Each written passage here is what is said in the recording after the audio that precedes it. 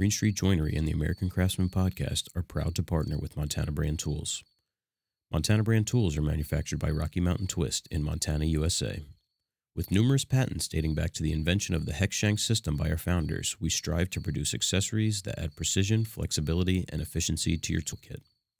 In addition to woodworking tools, we produce many high-quality cutting tools that are used by the aerospace, medical, automotive, and industrial markets. Our end product has a fit and finish that is beyond comparison.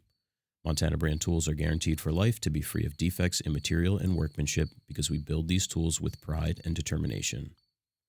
For 10% off your order, visit montanabrandtools.com and use the coupon code American Craftsman. All right, people, welcome back. Season 2, episode 2. Yeah, we made it. We made it. We haven't moved. Well, we both peed. That's right. Since you saw us last week, drinking coffee. Yeah, it's only early. 9:40, but we're trying to get 4 episodes done today. Yeah, as well as 4 Patreon episodes. So, again, it feels like we just talked about it, but we talked about it a week ago. Yeah.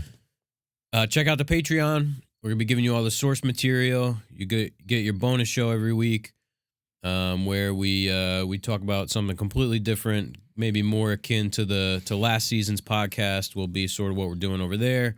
We might touch on the stuff that we talked about, but we're going to take a whole different subject matter, more of a question and answer kind of thing. So check that out if you're interested. Plus, we do the live streams and all that other good stuff. You can see the benefits over there on the Patreon page. Yeah.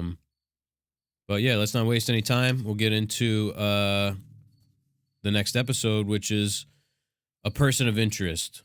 So episode 1, we covered sort of the who, what, when, where, and why of early American furniture. And now we're going to get into a person. Yeah, we'll start building a picture. Mm-hmm. So I had meant to open the podcast with this quote. Oh, okay. So, but let's. But now I'll read it. Yeah, and it's pretty long, and I've read it through like maybe a couple days ago. But if I flub up, don't blame me.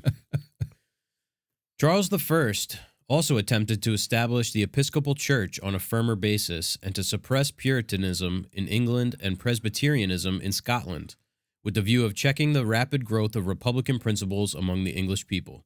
Republican as in the forming of a republic, not Democrat and Republican. For the purpose of accomplishing this, the king appointed the zealous William Laud, Bishop of London, to the dignity of Archbishop of Canterbury. Archbishop Laud, who thus became the chief agent in a religious tyranny which almost drove both England and Scotland to revolt, improved every opportunity to preach submission to the Lord's anointed in the payment of taxes, and he demanded from English Puritans and Scotch Presbyterians a strict conformity to his own rules for public worship. Archbishop Laud's ecclesiastical tyranny led to a large Puritan emigration to New England. Patents were secured and companies organized for that purpose. The Puritans proceeded reluctantly to the place of embarkation, with their eyes looking longingly toward the distant refuge of the Pilgrim Fathers across the billowy deep, yet moist with tears as they turned their backs upon their native land and upon scenes that were clear to them, their hearts swelling with grief as the shores of dear old Mother England faded from their sight, yet rising to lofty purposes and sublime resignation as they abandoned home and country to enjoy the blessings of religious freedom in a strange land. They fully counted the cost of their forced migration, the peril, poverty, and hardships of their new homes in the American wilderness. That's from the book Library of World History, containing a record of the human race by Israel Smith Clare and Moses Coit Tyler, 1897. Man, that was difficult to read. Wow, you did a great job. What was he saying? It's basically, it's sort of giving you a little perspective on the feelings of these people leaving England, which, we're going to get into into this person, we have to give the background on the whole Puritan Great Migration. Sure. So yeah, There was a clamp down. yeah, right, yeah. But what I thought this highlighted was the emotion of these people sort of leaving. Yeah. Maybe the first half I could have deleted out, but like it says, the grief of leaving dear old Mother England. Oh yeah, I mean, it's no small task. Just like today. Yeah. So yeah, let's get into it. So the person we're covering, Nicholas Disbrowe, Disbrowe. He's actually junior, but he's known historically just as Nicholas Disbrowe. So I guess maybe we'll save the surprise for the end. Yeah. So Nicholas Disbrowe Jr., he was born June 16th, 1620 in Saffron Walden, Essex, England. And I'll show you a little picture of that on the map. He was the son of Nicholas Disbrowe Sr., obviously, who mended pew and pulpit at the church. So he comes from Hey, that's like us. Yeah, we make them. He comes from a line of craft people. His mother was Mary Disbrowe, and his grandfather William Disbrowe was a joiner. So we talked about joiners in episode 1. Nicholas immigrated to Massachusetts Bay in the early 1630s as part of the Puritan Great Migration. So let's talk a little bit about what that is. We touched on it in episode 1. So the Puritan Great Migration was a 17th century migration of Puritans to New England, the Chesapeake, and the West Indies. So we're going to focus on the New England portion. In the early 1600s, England was in a period of religious turmoil. There was a climate of hostility towards religious nonconformists such as the Puritans. So that's, Charles I is a key person in this. So the Puritans felt that the Church of England was too closely associated with Catholicism and it needed to be reformed. So we talked about it before. You had the separatist Puritans, and they thought the church was too corrupt and they wanted to just get out and cut ties. And then you had the non-separatist Puritans, and they thought that they could stay within the church and try and reform it, from within.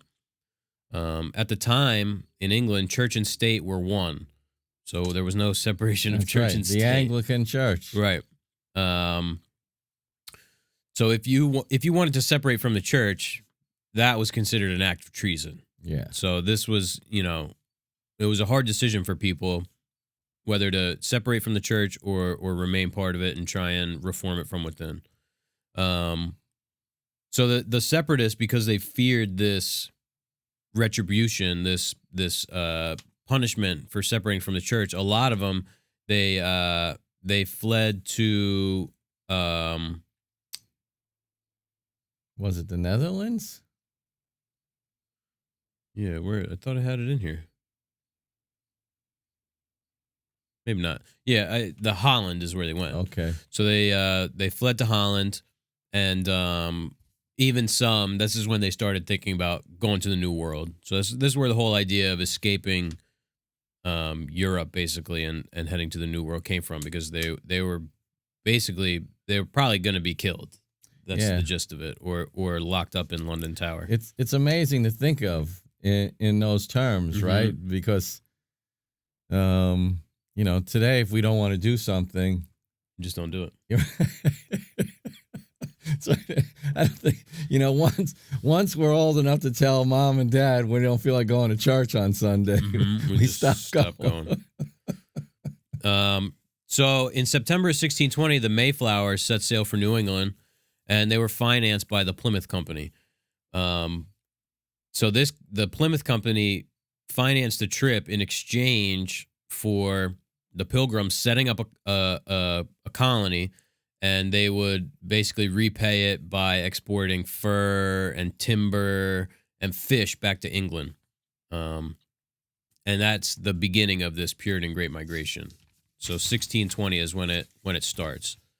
There were people who came here before that, but not in a way to set up a permanent living situation, really. Right. This was a business venture. Right. So in 1625, King Charles I ascends to the throne. We talked about King Charles II in the first episode with the Carolean design. So in 1625, King Charles ascends to the throne, and his wife is a Catholic. So he favors Catholicism because of his wife, and there's increased hostility towards the Puritans because they're against the Catholic Church. They think it's corrupt. It's a bastardization of what they believe in. The more things change, the more they stay the same. So as we got into it, the quote, in 1633, King Charles I appoints William Laud as the Archbishop of Canterbury. Look at that, I said Archbishop correctly. And the goal of appointing this guy is to root out nonconformity in the church. So they're trying to basically, control everybody and make sure that nobody is, creating an uprising or just stirring the pot, really. So the crackdowns by this William Laud, the Archbishop.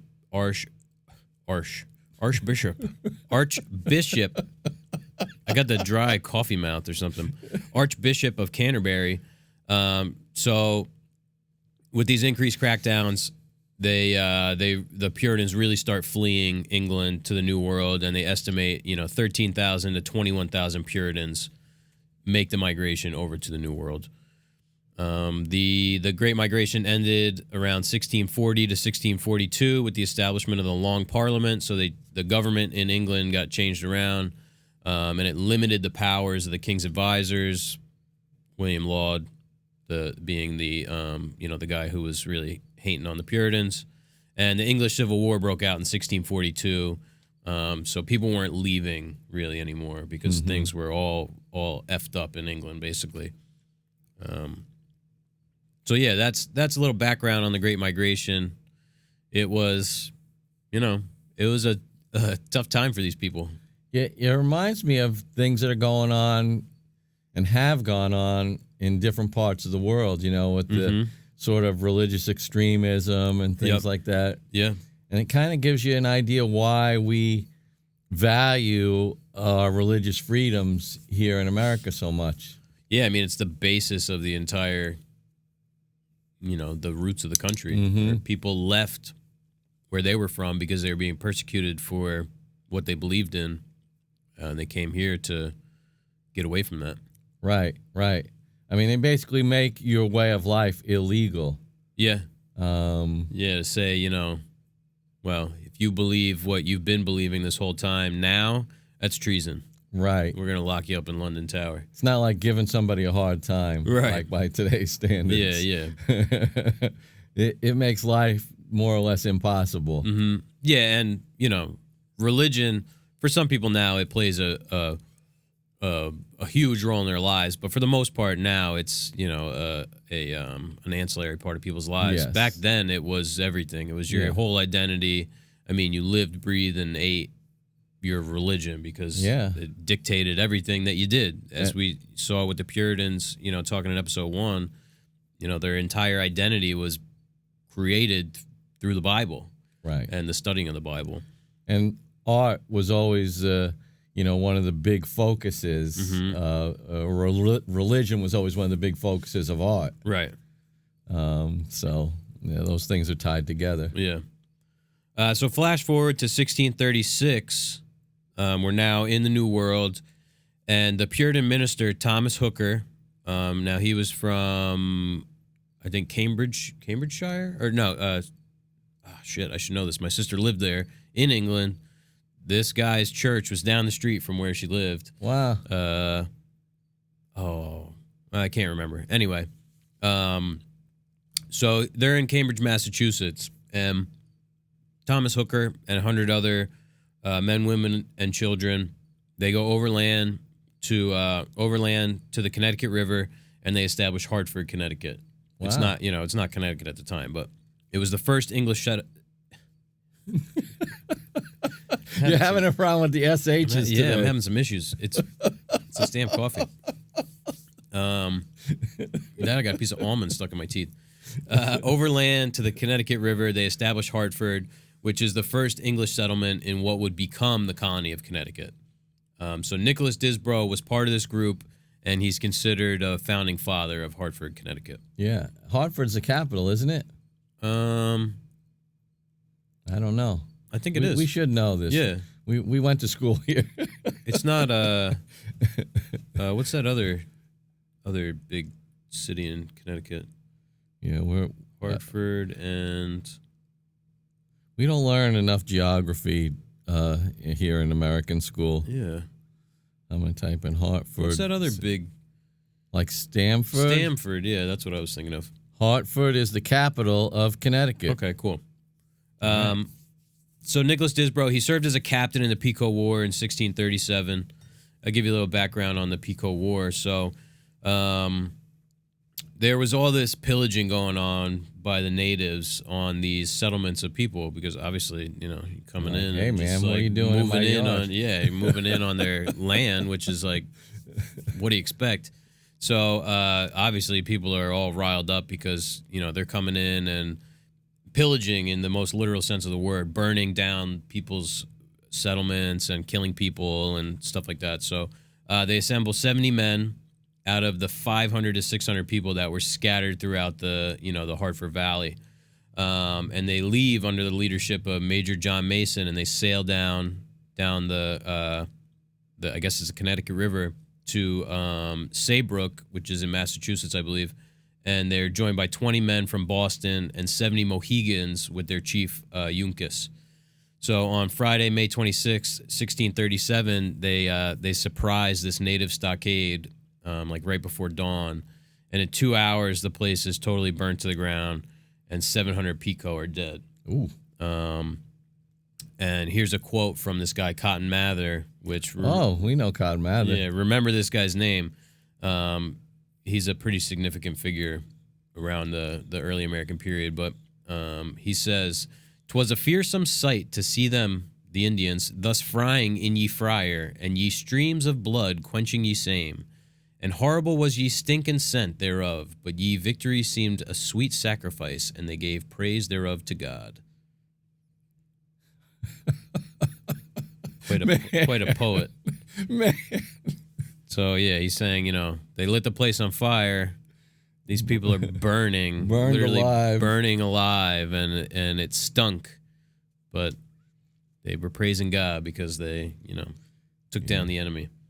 We're still mixed up, aren't we? Yeah. So the Pequot War ended with the Fairfield Swamp Fight, not to be confused with the Great Swamp Fight of, was it King Philip's War or something? It was like later on.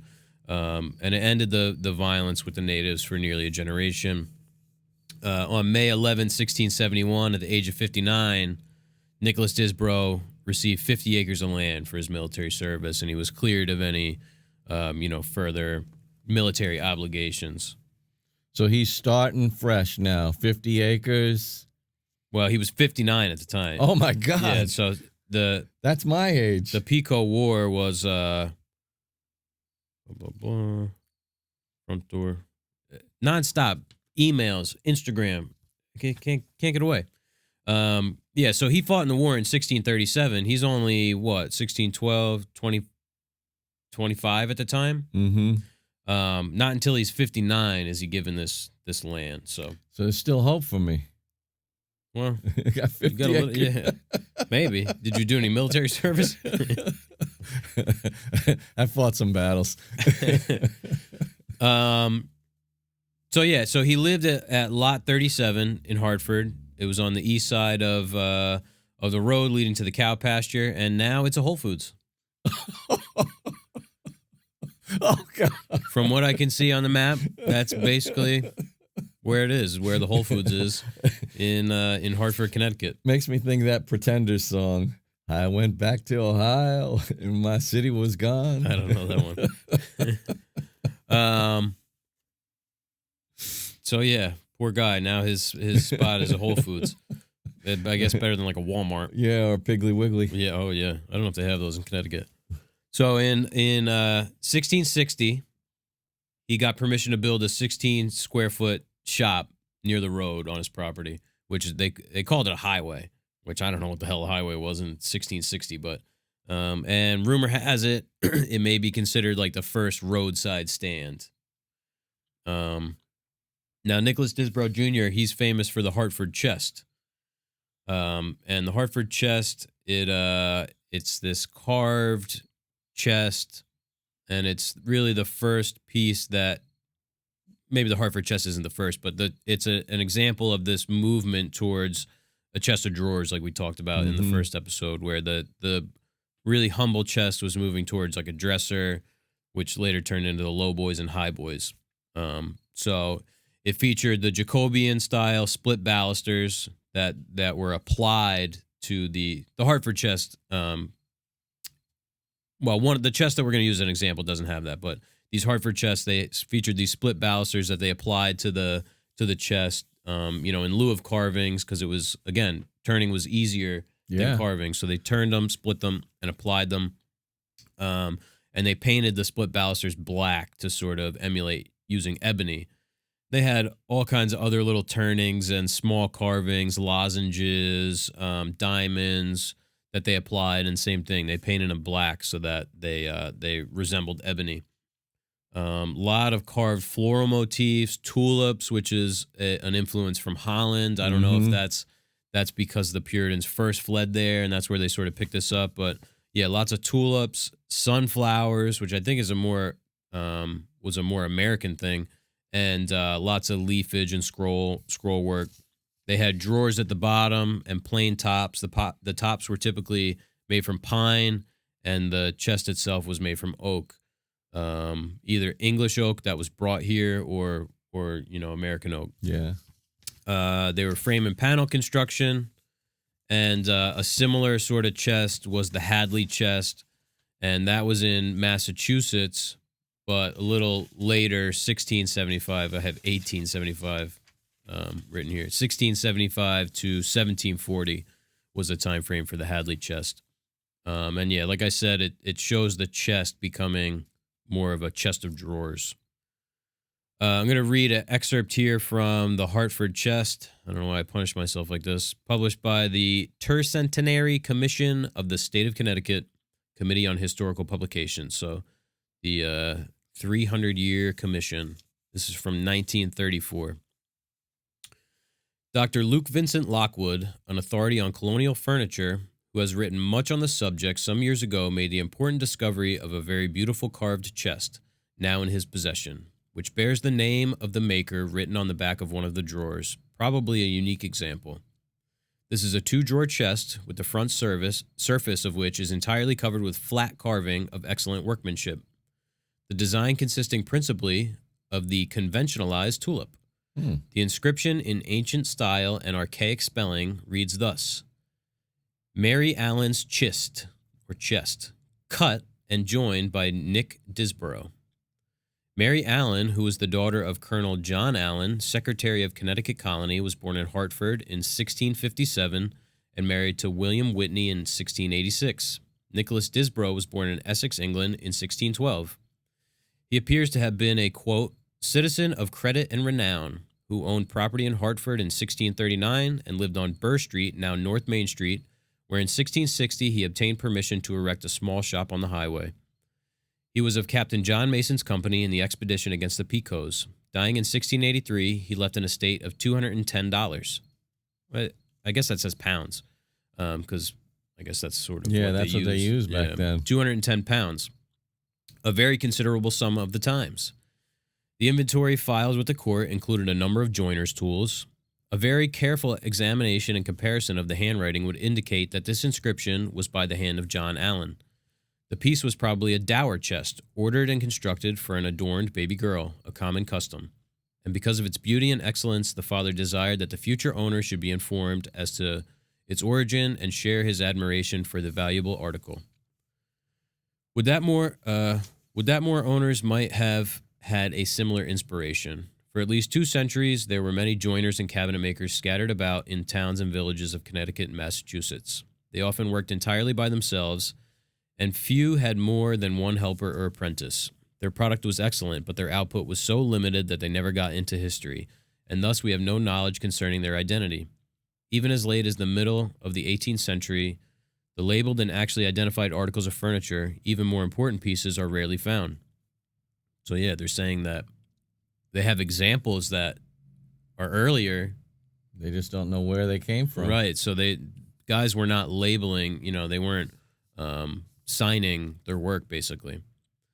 In this particular field, on certain occasions, tradition, usually unrecognized as evidence, may be helpful. For in early times, when the only means of transportation was by horses or even oxen, people moved about very little. The personal histories and characteristics of all were known to their fellow townsmen. They knew everybody's business. And the exploits of divers important or peculiar citizens, or the achievements of remarkable or unusual artisans, were transmitted to the oncoming generation. Thus their reputations persisted.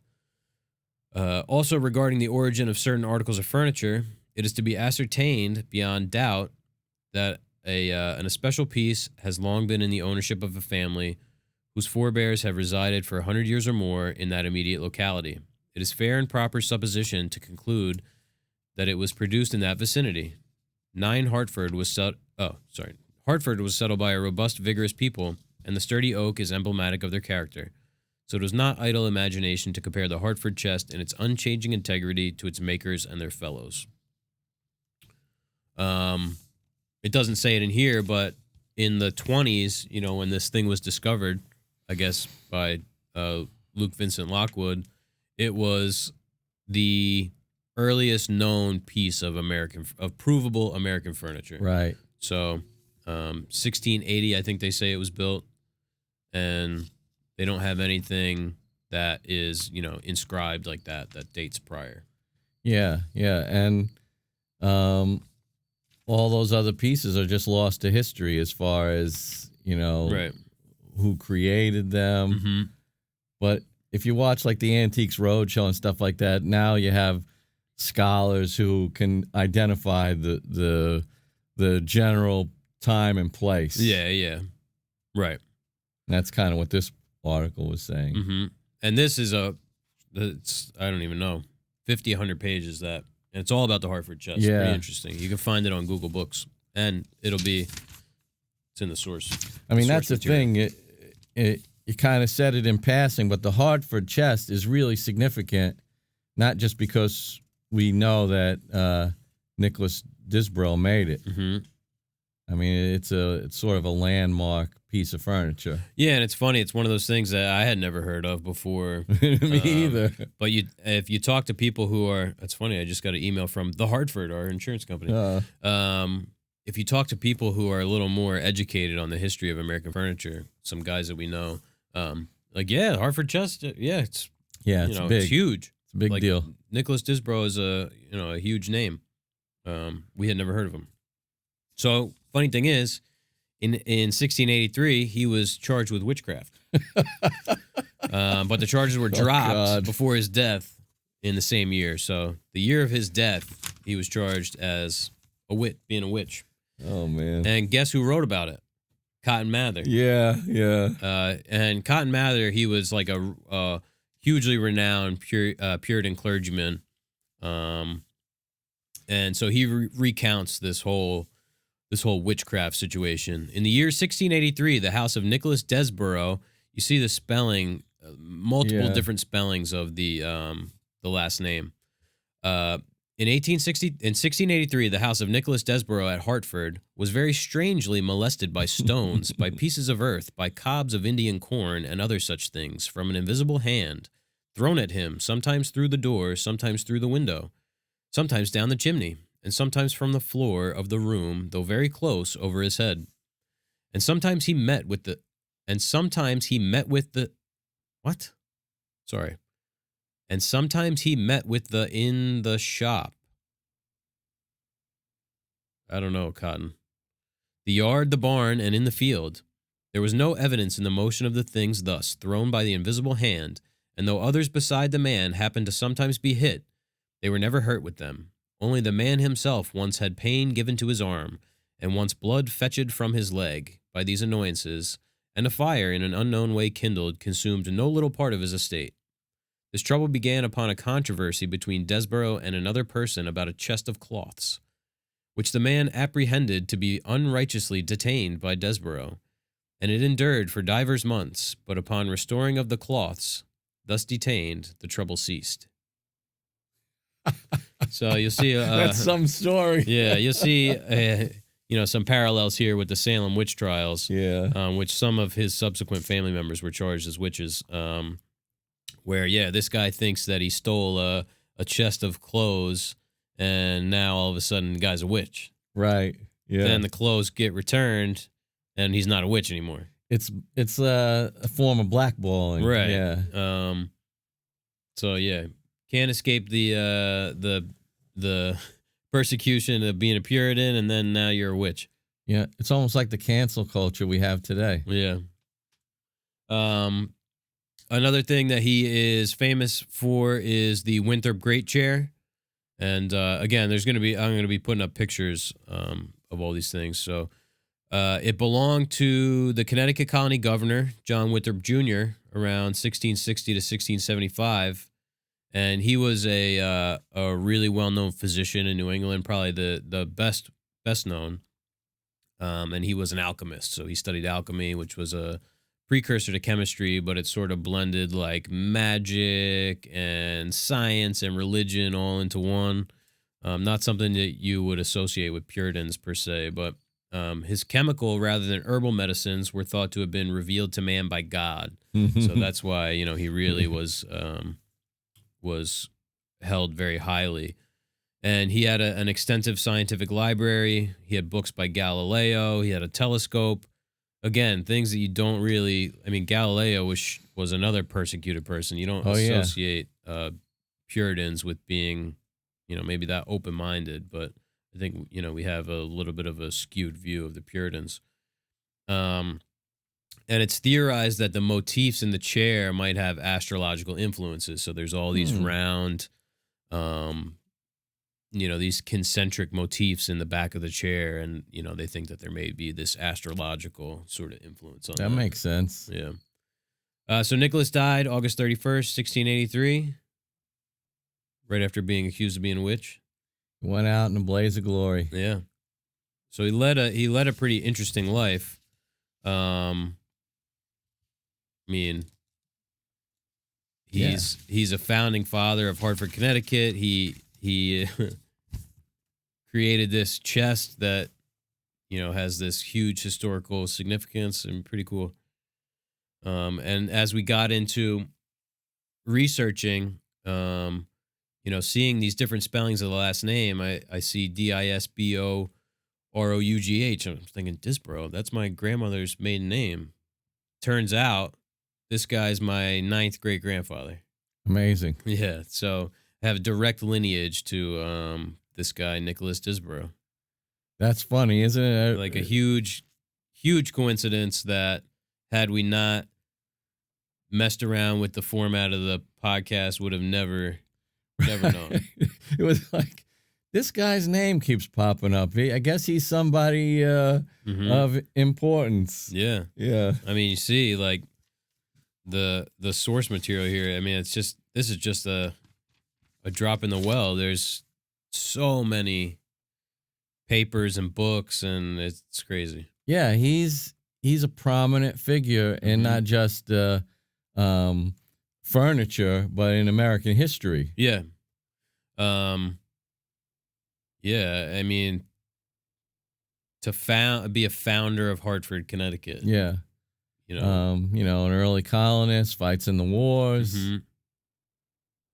goes on and creates something that's foundational to what we do. Yeah. And inspired a lot of, of furniture down the line with the Hadley Chest, and then, the evolution of that. So, yeah, I mean, really interesting to find out. So what did it feel like to learn you have it in the blood? It was pretty shocking because I'm not aware of anyone in the family who, makes furniture, let alone, does even carpentry, let alone make furniture.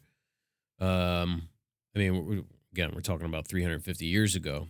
So I'm sure somewhere in there's somebody, but yeah, I mean, it's not even like it's like a cousin, or, I mean, it's a direct line. right there. So it's crazy.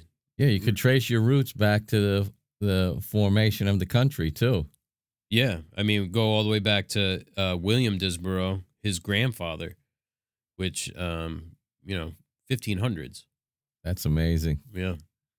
It's cool that we have the ability to search this stuff now too. Yeah. Yeah, I tried to go back further, but the trail stops with William, his grandfather. So you also got some witchcraft in your family history too. Yeah. Yeah, I mean, it got furniture making and joinery going back almost 500 years. That's right. Back into the late, I don't know what year William was born, but I think he died in the very beginning of the 1600s, and all these people lived to be really old, which is bizarre. Yeah. He was he died in I keep wanting to say 18 because 1600 seems so long ago. 1683 he was born. He was 71. 71 in the 1600s, that's fucking old. Yeah. Like that cabinet maker we were talking of, he only lived into his 30s. Yeah. I think the average lifespan was like 40, 45. So yeah, I mean, mid 1500s we can trace back. Wow. Yeah, so if you lived to be 42 and you were an apprentice till you were 21, that would kind of be like being an apprentice today till you're 40 or 45. Mm-hmm. Yeah. Holy cow. So yeah, it turned my world a little upside down there for a couple days. Yeah, we kept uncovering more and more facts too. Mm-hmm. At first, it was just the furniture connection. Mm-hmm. Then we started looking into his personal history. He's like, yeah, founding father of Hartford, Connecticut. Wow. Like furniture royalty here. Yeah. We got big shoes to fill now. Oh, yeah. Oh, excuse me. So that was quite a bomb to drop there. Being related to the great Nicholas Disbrowe. Yeah. That's all I got on Nicholas Disbrowe. How we doing on time for this episode? Oh, we're a little light this episode. All right. Well, I mean, you did touch on a few things that we could go back over, and one thing that caught my ear was that the Puritan minister's name was Thomas Hooker, which that's kind of unfortunate. Maybe he's the creator of the term. Yeah. Yeah, so I looked a little bit into him, and because I was trying to find out what ship Disbrowe came over on. Now, Thomas Hooker came over on the Griffin, it was called, and what year was it? I think 1634, which kind of lines up with the times because Disbrowe fought in the Pico War in 1637. He owned land by 1639, so we know he was here prior to 1637. But I couldn't get a full manifest of the Griffin. There's only a partial, and he's not on it. So, and what year are we talking? I think 1634. Man, it's amazing that they have things like that. Yeah. Because I've tried to do a little research into my own family tree, and I can trace my grandparents, but that's as far as I can get. Mm-hmm. And I even went back to a place where my mom and her parents, my grandparents, were born. It was a dusty archive. Yeah. Part of it's a language barrier too, but they didn't keep the English were great record keepers. Yeah. Yeah, I mean, it's crazy. It is amazing. So that what else can we take from the Hartford Chest? I mean, why do you think it's such an important and prominent piece?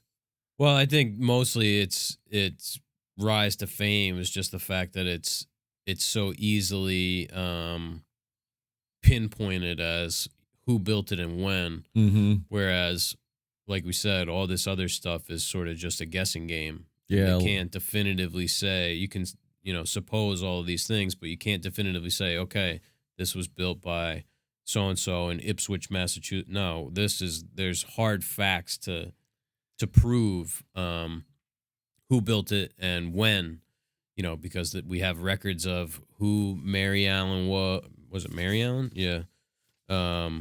When she lived, who John Allen was. These are all people who there's history on the names. So I think that's why it probably wasn't the nicest chest, because there was other people making, really intricately carved things like this. But it's because it was, provably a very early piece with a name attached to it. I think that's where the real significance is. And he was a pretty prominent guy too. Yeah. I mean, he was, fought in the Pico War. He was a captain in the Pico War. The whole witchcraft thing, and I mean, being a founding father. So there's a lot of history on the guy aside from that, whereas some of these other guys might have just been, they've been lost to time, sort of. Right. And there's you mentioned as well the low output of these craftsmen, and sort of like they didn't feel a need to mark their pieces because everybody knew who they were. Right. People were in the town. It's like, yeah, that's Smith's cabinet shop. And, his dad was there before he was. Mm-hmm. So, of course, that's a Smith chest. They weren't thinking about us 400 years in the future. No. And, there is some controversy about the inscription, if it's a forgery. I've read in a couple places, but I also read that it matches up with John Allen's handwriting. So, I mean, who's he trying to bullshit? I mean, you figure when this thing comes about in the 30s, the 1930s, there's really no impetus to create. Yeah, what's the end game there? Right. They just pick this guy. Oh, we're going to pick Nicholas Disbrowe. Yeah, because it doesn't really create. I mean, it's a museum piece, but at the time, it probably doesn't create instant value. No, and I think it only sold for like $4,000. So, meanwhile, no insane sale. No, Antiques Roadshow $100,000 chest. Right. It's still a humble piece. When I was searching through the archives of like the Met museums, there were pieces that they were mostly later pieces, from like 1700. Yeah, early 1800s, where they start getting into the high dollar antique stuff. But I've been looking forward to this episode because it was really so enjoyable to take this little trip. It was definitely interesting. And man, laborious research because, you just have to pour through all these recounts of things that happened and try and figure out, what has been twisted a little bit and what hasn't. It's dry and wordy. There's a lot of contradictory information in terms of like dates and stuff, like stuff, even just years of birth and death and stuff like that. Some places have, that he was born on, where is it? June 16th? Wouldn't it be wild if it was your birthday? Well, the funny thing is he lived on lot 37. My address is 37. Yeah. June 16th, 1612. Some places had, he was born around 1613 or he was born in 1612. So it's hard because you have to try and, write this story with all of this information that's like not 100%. Oh yeah, people were born at home. My mom was born at home in Sicily, and her birthday is sort of unknown. Yeah, it's like, well, I mean, you kind of know the general time. Right, it's like it was springtime. Yeah. It was sometime in early February this child came into the world. Yeah, because, history was, for the most part, oral. we're saying the English kept good records, but not everything was. Yeah, not everything especially was from the common people. Yeah. Right. Was his father well known, or did the name kind of become notable with Nicholas? Yeah, no, I don't think there were really anyone crazy, and he wasn't nobody until. Yeah. I mean, he was he had a decent estate when he died and stuff like that, but he wasn't a highfalutin person. He was a cabinet maker, a furniture maker. Yeah. So he didn't have any notoriety really until he died. He was known within Hartford as right, because everybody knew everybody. I mean, how many people were there? But yeah, no real notoriety until the 1920s. I wonder what kind of esteem you gained for being a quote-unquote founding father of a settlement which became a town, which became a city. Yeah. I wonder how big of a deal it was. I don't know how big Hartford even was by 1880. Mm-hmm. You're talking, 40 years later? It probably didn't grow that much, Mm-hmm. Everybody was a founding father, basically. Out of the 1,000 people that lived there, 100 of them. So everybody's grandpa was a founding father. That's sort of my question. I wonder if it sounds bigger to us because I think it definitely does. Then it was just of course I'm a founder. Yeah, I brought my mule and my cart here. I mean, everybody then was a founding father of the country because it didn't even exist yet. Yeah, interesting. Yeah. But yeah, it was a crazy coincidence to. I'll say. Like when you first said, that's like my grandma's name. It's spelled a little differently. I didn't have the slightest inkling it would lead here. Yeah.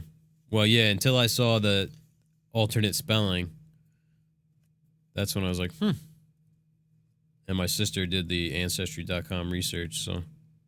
There you go. Yeah.